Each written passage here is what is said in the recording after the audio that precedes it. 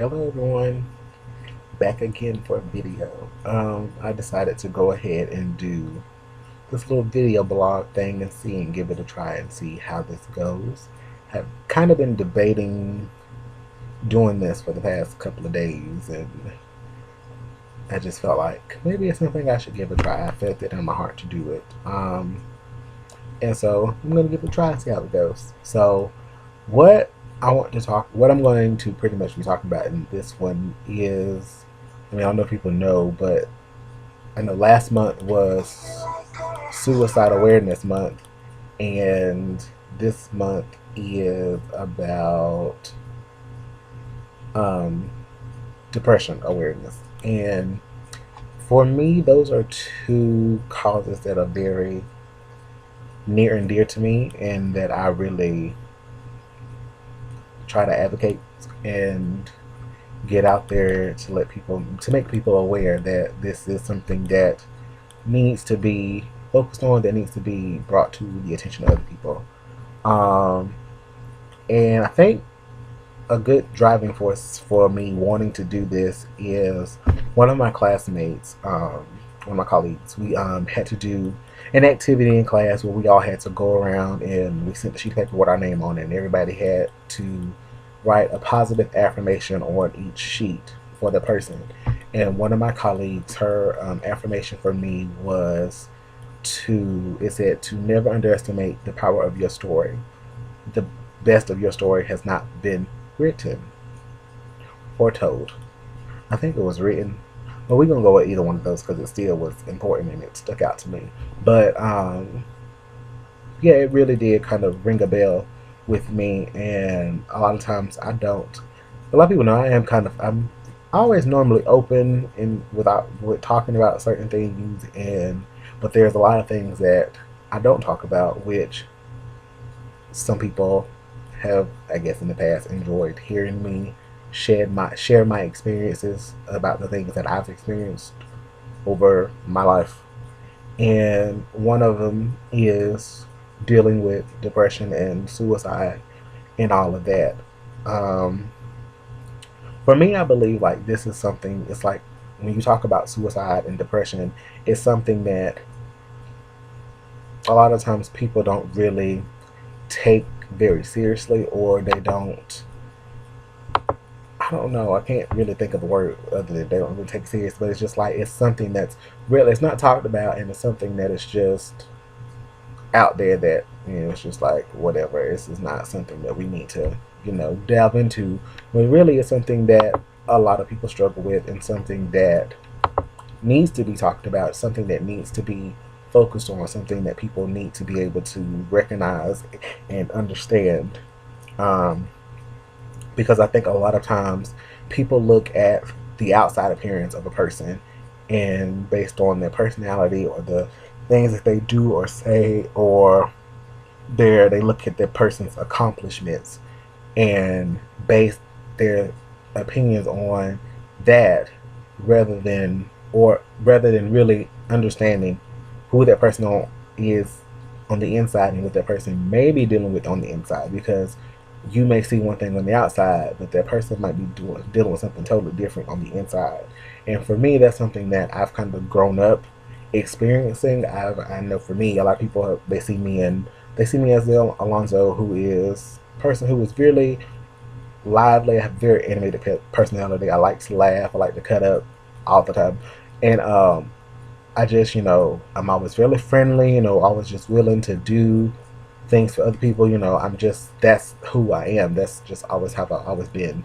And they look at me and they say, well, he was always a AB honor roll student. Was the first one in my family to go to college and graduate from a 4-year university. Was the first to go to graduate school and to get his master's. And then I think a lot of times people look at me and they see, well, here is this young African American male who has a master's degree. So you should be fine. You should have no worries. You set to go because you have a master's degree, and you shouldn't have to do anything else.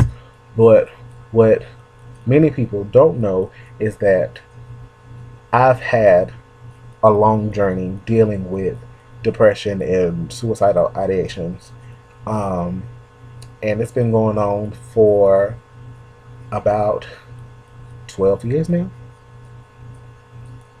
roughly around 12 years that I've kind of been dealing with this this stuff, and it's been very up and down and very hard at times, and it's something that it's taken a long time to learn how to grasp dealing with it. Um, for me, I think a lot of people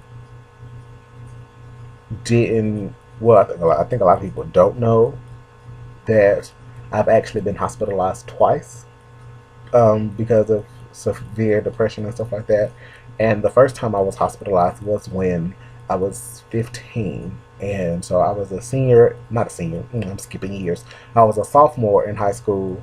And I just remember it was a time where, I was dealing with a lot. And being in high school, that's a new experience.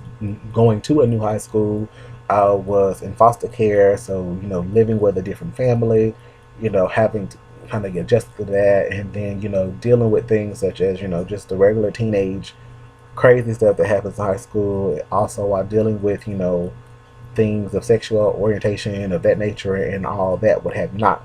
And so dealing with all of that, and I just remember getting to a point to where I just really kind of had a mental breakdown, and I had a moment where I did have a suicidal ideation. I didn't have a suicidal attempt, but I had more of the ideation of, I don't want to do this no more. I don't live anymore.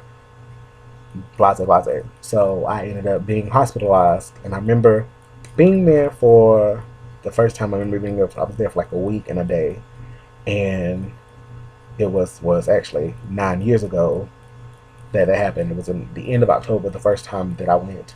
And I just remember being there and just feeling so just defeated, like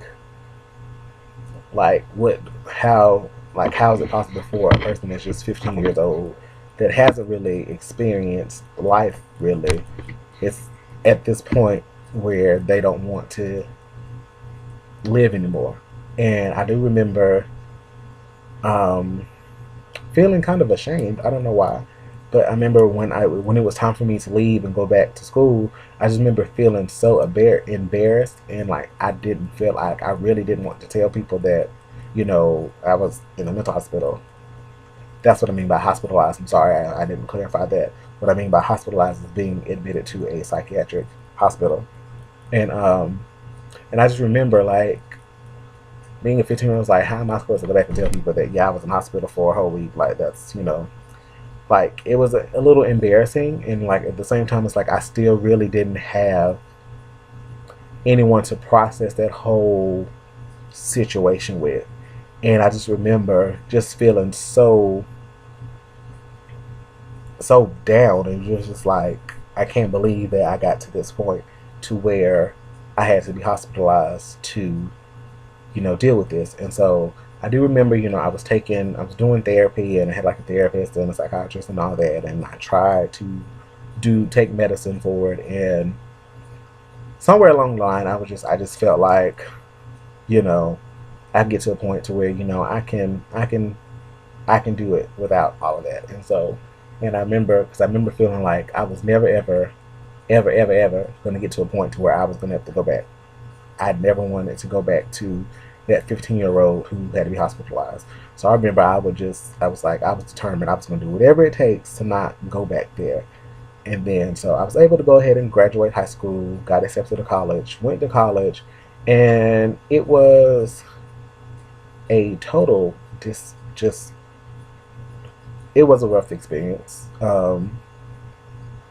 There were things that I had to deal with. There was a little extra that I feel like a lot of my counterparts maybe didn't have to experience and things. It's like, yes, I know a lot of people, people go through different things. You never know what's going on. But I think a lot for me was just like I kind of had to sacrifice a lot during undergrad to make sure that I graduated. And so, and it was a lot. So dealing with, and then still dealing with the depression and all of that, But it was kind of like I tried my best to like mask it by doing so by being so involved in it because I was really involved. So I did a lot to try to take away and not focus, so I wouldn't have time to focus on being depressed and dealing with those issues. So I just tried to pretty much bury it and go on without it. So, but it still was very tough because I still had my up days, I had my down days, and whatnot. But I managed to get through undergrad, graduate successfully, and I got to grad school. Now, grad school was a totally different story. Once I got there, that is when the mess hit the fan.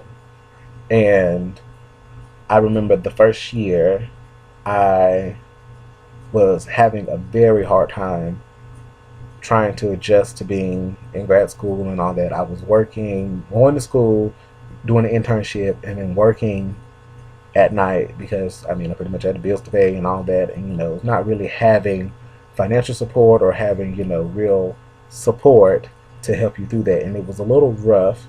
And then there were times where I wasn't eating. There were times where I was just freaking out about everything, and then I got sick a lot, and it was just a lot going on. And I remember just getting to a point to where I was just like, I have to do something. Like, I can't do it by myself anymore. Like, I have to get help, or I don't know what's going to happen to me. So I do remember calling the on-call counselor at the counseling center at NC State, and I ended up going to counseling, and I was in counseling for the whole 2 years while I was in grad school. I was a regular at the counseling center. Like, yeah, like, it was really bad. Like, well, I won't say it was bad, but I was a regular to the point to where the secretaries all knew me by name. I was a regular. But anywho, that's beside the point. But so I did that again. I made the decision to go back, and it was, to me, it was a good decision, and because I needed the help, and I got the extra support that I kind of needed to help me just try to, I guess, get through school the best that I could. So I was doing the counseling, started doing the medicine thing again, just to give something another try to see what was going on with that, to see if it would help or not. And I mean, it was helpful being able to have somebody to talk to and process things with, and not necessarily always having to do it alone and try to figure out everything on my own. Um, but you know, the time came to where I graduated, and so I didn't have no services anymore. So I kind of went back to just okay, well, I've got some skills to learn. I'm a social worker. This is stuff that I do on a normal basis with other people, so I should be able to. I'll be fine. I can take care of myself. And from graduation to up till now, it's been very up and down, up and down. I know a lot of people. I don't know if you pay attention. If you don't, I don't really care. But it's an up and down for me. Like, there are some days where I'm doing all right and I'm good, and then there's days where I'm just like, no. And it's just things coming at you left and right. Trying to get a job, and things falling through, and things not working out the way you planned, and then having to deal with bills and stress and all of that. And it was all starting to pile up again and just get to me, and I was getting overwhelmed and just feeling like, okay, like, it's constantly something going on with me to where I can't do no more. And so last week it ended up coming to a head, a boil, and whatever you want to call it. And I had to be hospitalized for the second time. And I remember on that Thursday I called. I was at a point where I was just like, I can't do anymore. Like, I'm just stressing out, and I'm just like, I don't know what else to do. And so I remember calling the hospital and asking I talked to a lady, and I was like, asking, is there anybody I can talk to, or, come and get an assessment, just to see, because I was feeling really down and all that. And she told me to come in and whatnot. And I remember I hung up with her, and I was just like, and I remember just debating, like going back and forth in my head, like, do you really want to go? No, I don't want to go. I'm fine. I'll be all right. And then it was just like, no, I need to go, and da da da. And I just remember, like, it was very hard. Like, I was really like fighting with myself of whether or not I need to go, whether not to go, whatever. So I remember I'm just crying and boohooing and having panic attacks and walking down the street, and I'm just trying to keep it together. And so I eventually decided to go. I got myself together. I came and got my stuff together, and I drove over to the hospital, and I went in and got the assessment done, and they ended up admitting me to the hospital, just to, they wanted to just evaluate me and see what was going on and seeing, what they could do to help. But I remember while I was in there, um, feeling very disappointed in myself because I felt like I had let myself down because I had always said that I never wanted to get to a place to where I have to be hospitalized again. And that really kind of, I felt really disappointed. But then, it was just like, it was every time that I've either, like this time going to the hospital or the making the decision to go to counseling, has those decisions were, I would always say, were the toughest decisions that I've ever had to make. And I don't know why, like, for some reason, when asking for help is always so difficult to do, especially when you have these resources, you have these avenues that are there specifically for that.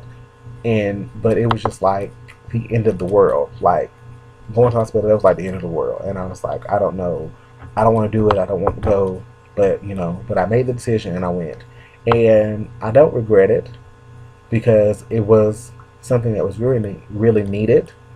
And for me, I still, it was still, once I got out, um, it was still, I don't know, I reverted back to that feeling of being ashamed and feeling embarrassed and, wondering how are people going to respond or how people are going to act, knowing that I've been hospitalized or, I had to go to hospital again. And I remember coming home and talking to one of my roommates, and when I was explaining to him what happened, which caused me to go, and I was the whole time I was still like I was still feeling like nervous, like well, wondering like what are they going to say, like how are they going to respond.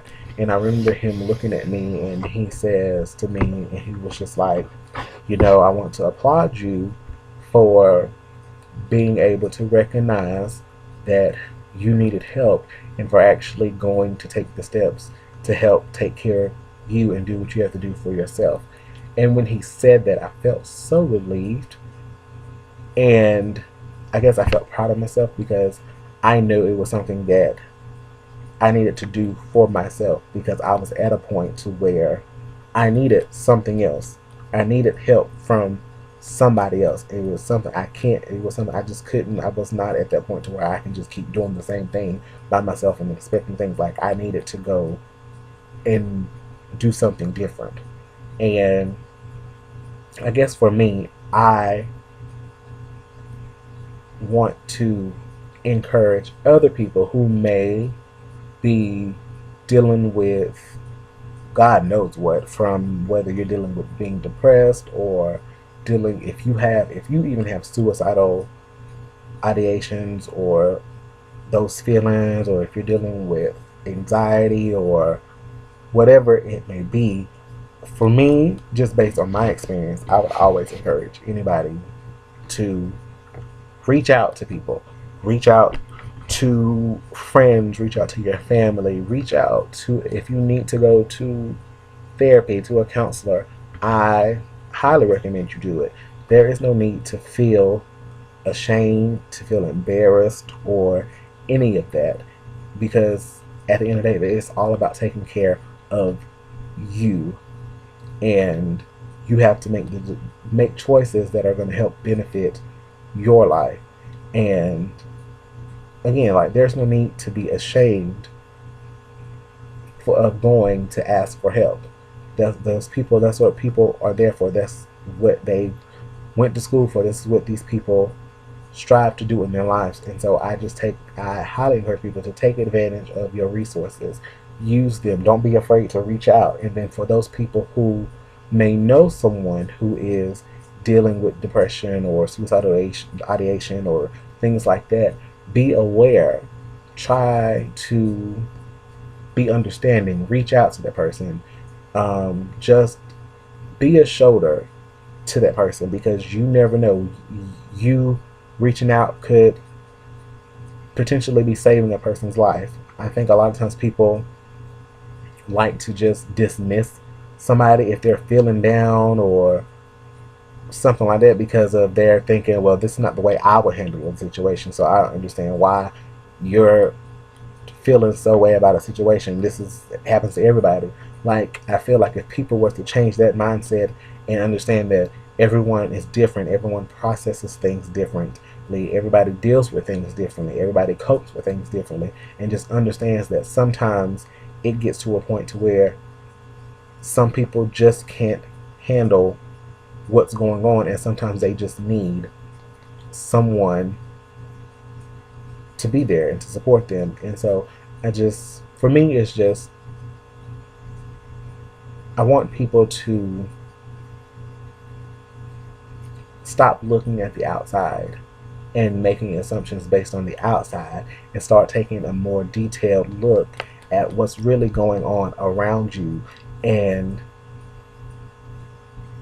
be able to recognize when somebody may be in need of help, whether it be you, whether it be a family member, whether it be a friend, or maybe I might be a stranger, but just knowing what to look for, just being aware and knowing that this is something that occurs with many people, and it's not just something that just goes away like that. It's something that people, it's a process, it's a journey. You have to accept it and be willing to work with it and delve into things and accomplish things to get to a better place mentally.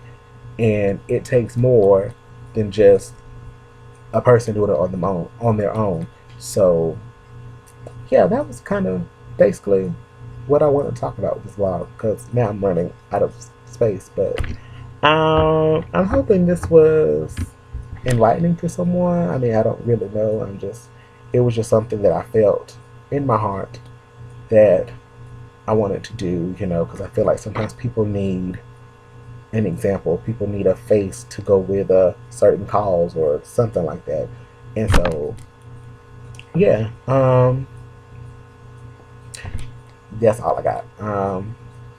Maybe there might be more vlogs to come about more different topics, depending on how y'all feel about it. If y'all just let me know how you feel about it, and we'll take it from there. But I hope everyone hope you've enjoyed listening, and thank you for taking the time out to watch this lovely broadcast, vlog, whatever you want to call it.